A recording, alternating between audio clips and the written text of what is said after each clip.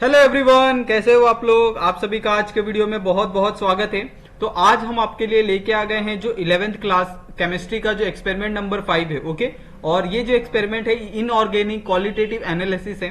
तो आप सबको ये पता होना चाहिए कि इनऑर्गेनिक क्वालिटेटिव एनालिसिस होता क्या है। पहली बार तो हम लोग इसके अंदर एक इनऑर्गेनिक सॉल्ट लेते हैं और उस इनऑर्गेनिक सॉल्ट का सबसे पहले तो हम लोग जनरल स्कीम देखते हैं, या ये सॉलिड है लिक्विड है, उसका कलर देखते हैं, सॉल्युबिलिटी देखते हैं, उसके कटायन क्या है, अनायन क्या है, ये सारी चीजें हम लोग क्या करते हैं और एनालिसिस में करते हैं। ओके, तो यहाँ पे हम लोग पहले ऑलरेडी हम लोग इनऑर्गेनिक और ऑर्गेनिक दो अलग अलग टाइप के सॉल्ट होते हैं, लेकिन यहाँ पे हम लोग बेसिकली इनऑर्गेनिक सॉल्ट्स के बारे में पढ़ेंगे और उनके बारे में ही देखेंगे कि इनऑर्गेनिक सॉल्ट्स में हम लोग किस तरीके से एनालाइज कर सकते हैं। ओके, और क्वालिटेटिव बोला है तो क्वालिटी के हिसाब से हम लोग क्या करते हैं, एनालाइज करते हैं। क्वालिटी बोला तो उसके अंदर कौन से एलिमेंट्स प्रेजेंट है, इसको हम लोग बोलते हैं क्वालिटेटिव। दूसरा एक टर्म होता है क्वांटिटेटिव, यानी कितना उसका वजन है, उसको हम लोग बोलते हैं क्वांटिटेटिव। ओके, तो ये चीजें आपको बहुत अच्छे से समझ गई होगी कि क्वालिटेटिव क्या होता है और क्वांटिटेटिव क्या होता है। ओके, ठीक है। उसके बाद यहाँ पे आप देखो तो यहाँ पे आपको एम दिया है, analysis are the basic cation and the one acidic cation radical from the given inorganic salts. Okay, उसके बाद यहाँ पे आप देखो तो पूरा आपको एपेरेटस दिया है कि क्या क्या चीजें आपको इसके अंदर लगने वाली है। और यहाँ पे आपको सबसे पहले तो प्रिलिमिनरी टेस्ट दिया है, जनरल स्कीम। जैसे हमने कहा था इसका नेचर क्या है, एमरफस है, कलर ऑफ सॉल्ट क्या है, व्हाइट, सॉल्युबिलिटी। आपको अलग अलग सॉल्ट दिए जाते हैं, लेकिन यहाँ पे जो हमें सॉल्ट दिया है उसके बारे में हम लोग बात करेंगे और उसके हिसाब से यहाँ पे अगर आप चेक करोगे तो उसके हिसाब से यहाँ पे आपको इन्फ्रेंस लिखना है। ओके, उसके बाद यहाँ पे आपको सबसे पहले तो कटायन का टेस्ट करना है। कटायन यानी जो पॉजिटिवली चार्ज होते हैं उनके, उसका आपको टेस्ट करना है। ओके, तो यहाँ पे आप देखो तो सबसे पहले हम लोग क्या करते हैं, heating in the dry test tube. तो वो हीटिंग एक ड्राई टेस्ट ट्यूब लेते हैं, टेस्ट ट्यूब के अंदर हम लोग थोड़ा सा मटेरियल डालते हैं और उसके बाद क्या करते हैं, उसको बर्नर के ऊपर, फ्लेम के ऊपर हम लोग हीट करते हैं। ओके, और अगर उसके अंदर से वो कलर इवॉल्व होता है, गैस इवॉल्व होता है, तो उसके हिसाब से हम क्या करते हैं, ऑब्जर्वेशन चार्ट होता है, उस चार्ट के अंदर हम लोग देखते हैं और यहाँ पे आपको ऑब्जर्वेशन लिखते हैं। ओके, उसके बाद NH4 टेस्ट दिया है सेकेंड वाला। उसके बाद चारकोल कैविटी टेस्ट। ये तीन ही टेस्ट हम लोग हर एक जर्नल, जितने भी कंपाउंड होंगे, जितने भी सॉल्ट होंगे उनके साथ करते हैं। लेकिन अगर हम लोग कोबाल्ट नाइट्रेट टेस्ट की बात करें, फ्लेम टेस्ट की बात करें या फिर बोरेक्स बीट टेस्ट की बात करें, फ्लेम टेस्ट भी हम लोग करते हैं बहुत से चीजों में। फ्लेम टेस्ट यानी एक आपके पास प्लैटिनम लूप होता है, प्लैटिनम वायर होता है। उस प्लैटिनम वायर को सबसे पहले तो आपको HCl के साथ क्लीन करना होता है। HCl के साथ क्लीन करने के बाद आप उसको ड्राई कर ले एकदम अच्छे से। उसके बाद जो भी आपको कंपाउंड दिया है, जो भी आपको सॉल्ट दिया है, उस सॉल्ट को आप थोड़ा सा उस प्लैटिनम लूप के ऊपर ले और फिर क्या करें, बर्नर के पास ले जाए और आप देखें कि कौन से कलर का जो फ्लेम है वहां पे आता है। ओके, और उसी को हम लोग बोलते हैं फ्लेम टेस्ट बोलते हैं। तो ये भी बहुत ईजी है। लेकिन जो बोरेक्स बीट टेस्ट होता है ये हम लोग किसके लिए करते हैं, जनरली जितने भी जो कलर कंपाउंड्स होते हैं ना, उनके लिए हम लोग बोरेक्स बीट टेस्ट करते हैं। ओके, सेम इसके अंदर भी अगेन वही होता है, आप प्लैटिनम लूप लेते हो, उसके अंदर आप डीप करते हो बोरेक्स पाउडर और उस बोरेक्स पाउडर के हिसाब से आपका जो भी कंपाउंड है उस कंपाउंड का आप कलर ऑब्जर्व करते हो। ओके, उसके बाद यहाँ पे अगर आप देखोगे तो सेकेंड यहाँ पे dry test for the acidic radicals. Okay, तो यहाँ पे अब एसिडिक रेडिकल का हम लोग क्या करेंगे, ड्राई टेस्ट करेंगे, यानी अनायंस का। ओके, तो इसके अंदर यहाँ पे देखो हमने एक ही टेस्ट किया है और एक ही टेस्ट में हमें जो हमारा CO3 2- जो हमारा कंपाउंड था वो प्रेजेंट था।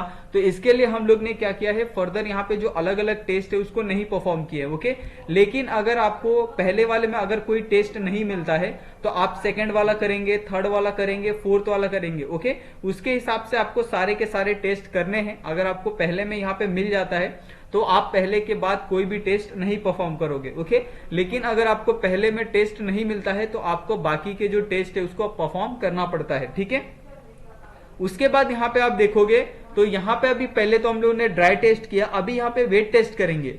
तो वेट टेस्ट करने के लिए सबसे पहले हम लोग क्या लेते हैं, जो भी हमारे पास कंपाउंड है उसका हम लोग ओरिजिनल सॉल्यूशन प्रिपेयर करते हैं। तो ओरिजिनल सॉल्यूशन प्रिपेयर करना बहुत ही इजी है। आपके पास जो भी कंपाउंड है आप क्या करेंगे, उस कंपाउंड को आप एक बीकर में लेंगे, छोटे से बीकर में, 50 ml के बीकर में ले सकते हैं या 100 ml के बीकर में ले सकते हैं, ये अप टू यू है, आपके ऊपर है। उसमें आप क्या करोगे, जितना भी आपने कंपाउंड लिया है, ठीक है, तो आप उस कंपाउंड में आप 20 ml क्या करोगे, जो वाटर है वो आप ऐड कर लोगे। ठीक है, यहाँ पे मेंशन किया है 0.5 ग्राम के लिए 20 ml, तो उस हिसाब से क्या करोगे, अगर आपके पास 1 ग्राम अगर सॉल्ट है तो उसमें आप 40 ml वाटर ऐड करोगे।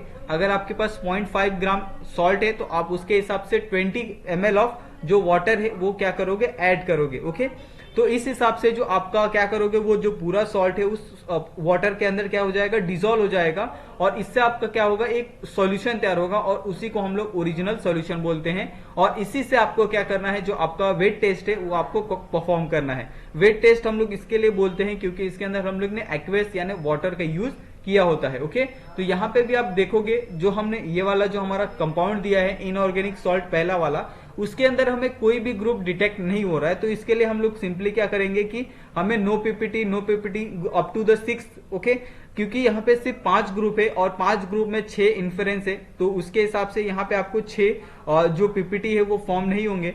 लेकिन अगर 7th वाला आप यहाँ पे अगर रीड करते हो, if all the above group absent, तो अगर सब ग्रुप एब्सेंट है तो ये वाला जो ग्रुप होगा वो क्या होगा, प्रेजेंट होगा, ये आप मान लो। ओके, तो इसके लिए आपको क्या करना होगा, ये सारे के सारे जो आपको टेस्ट दिए हैं वो सारे के सारे टेस्ट आपको परफॉर्म करने होते हैं, तभी आप पता लगा सकते हो कि उसके अंदर कौन सा ग्रुप प्रेजेंट है या नहीं है। ओके, तो अगर आपको यहाँ पे अगर कोई ग्रुप प्रेजेंट मिलता है तो आप उसके हिसाब से क्या करोगे, आपका जो ग्रुप डिटेक्शन है वो आप करोगे। ओके, तो यहाँ पे आप देखो ग्रुप डिटेक्शन के लिए दिया है, सबसे पहले तो यहाँ पे सीटी करना है। सीटी का मतलब होता है कंफर्मेटरी टेस्ट।